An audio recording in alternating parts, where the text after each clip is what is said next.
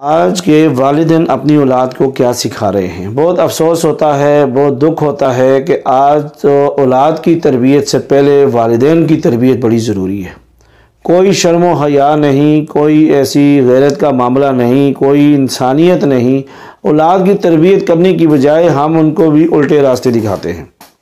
उल्टे रास्ते ये हैं कि जब माँ बाप फिल्म देखेंगे, ड्रामे देखेंगे और उनके सामने ख़ुद वो गाने सुनेंगे तो वो औलाद तो क्या तरबियत हासिल करेगी। ऐसे ऐसे वालिदैन देखे हैं जो ऐसी गालियाँ निकालते हैं जो वो बच्चे सीखते हैं, और बच्चे जब सीख जाते हैं तो सीखने के बाद बहुत सारे मामलात वो दरम बरम हो जाते हैं, जिनकी वजह से वो लड़ाई बनती है, गाल गलौच की वजह से लड़ाई बनती है। वो सिखाने वाले भी अपने माँ बाप होते हैं। क्या माँ बाप ये तालीम देते हैं? माँ तो एक बच्चे के लिए सबसे पहले उनकी गोद एक मदरसा है, और वहाँ से सबसे पहले तरबियत के दरसगाह उठेगी और तरबियत होगी। अगर वहाँ से ही ना हो, घर में ही ना हो, तो वो माँ बाप जब जैसे करेंगे तो औलाद तो उनसे बढ़कर करेगी। मिसाल के तौर पर अगर वालिद कच्चा सिगरेट पीता है, आम सिगरेट पीता है, तो बेटा तो पक्का सिगरेट पिएगा, और अगर बाप शराब पीता है तो बेटा कुछ और पिएगा।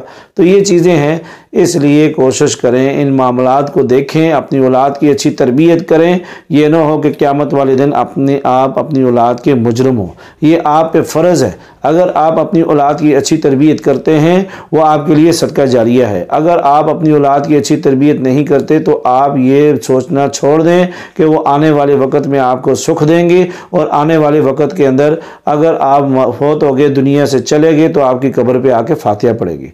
मैंने ख़ुद, मेरे पास एक मरीज़ लेडीज़ आई और जवान लड़की थी, तो वो कहने लगी कि ये मेरी वालदा बैठी हुई हैं, आपकी इतनी बातें सुनी है, बड़ी अच्छी लगी हैं, मगर आज तक मेरी माँ ने ये बातें नहीं की और ना समझाई हैं। और उसकी वजह यह है कि माँ खुद उन्हीं कामों में पड़ी हुई है, तो बेटी को क्या समझाएगी।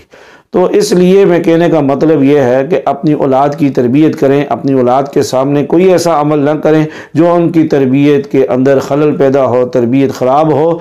इसलिए तालीम से ज़्यादा तरबियत है। तालीम तो इंसान पढ़ लेता है, मगर तरबियत अगर ना हो, तरबियत ना होने की वजह से वो जाहिल का जाहिल ही रहता है। इसलिए तालीम भी ज़रूरी है और तरबियत भी ज़रूरी है।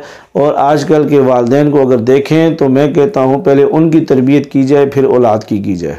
इसलिए इन मामलात को समझें और तरबियत करें अपने बच्चों को, और अच्छे से अच्छे मदारस के अंदर तालीम दें। स्कूल के अंदर, अच्छे स्कूल के अंदर जो इस्लामी स्कूल हो उसके अंदर तालीम दिलवाएं, और ख़ुद भी नमाज़ पढ़ें, बच्चों को भी नमाज का हुक्म करें, ख़ुद भी कुरान पढ़ें, बच्चों को भी कुरान का हुक्म करें। ख़ुद ड्रामे ना देखें तब बच्चा भी मना होगा, ख़ुद फिल्में ना देखें तब बच्चा मना होगा, और ख़ुद गाने मत सुने तब बच्चा मना होगा। इसलिए इन मामलों का, इन बातों का ख्याल करें। आपकी औलाद आपके लिए सदका जारिया भी बनेगी, आखिरत का ज़हीरा बनेगी।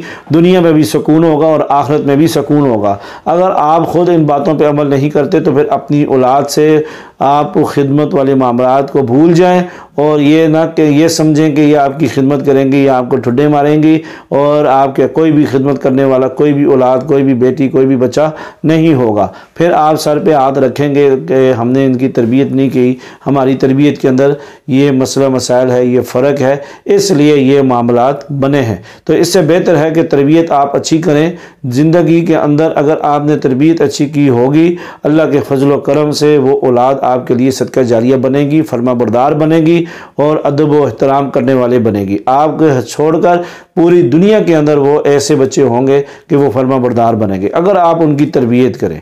तरबियत वो तरबियत जो शरीयत के अंदर है, इस्लामी तरबियत है, दुनियादारी वाली तरबियत नहीं।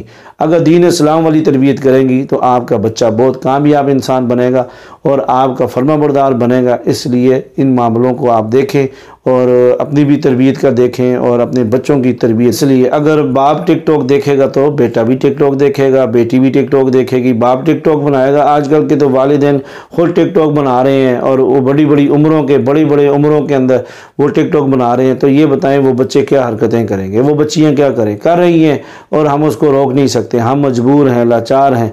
इसलिए इन चीज़ों से अपने आप को दूर रखें, अल्लाह और अल्लाह के रसूल को नाराज़ न करें।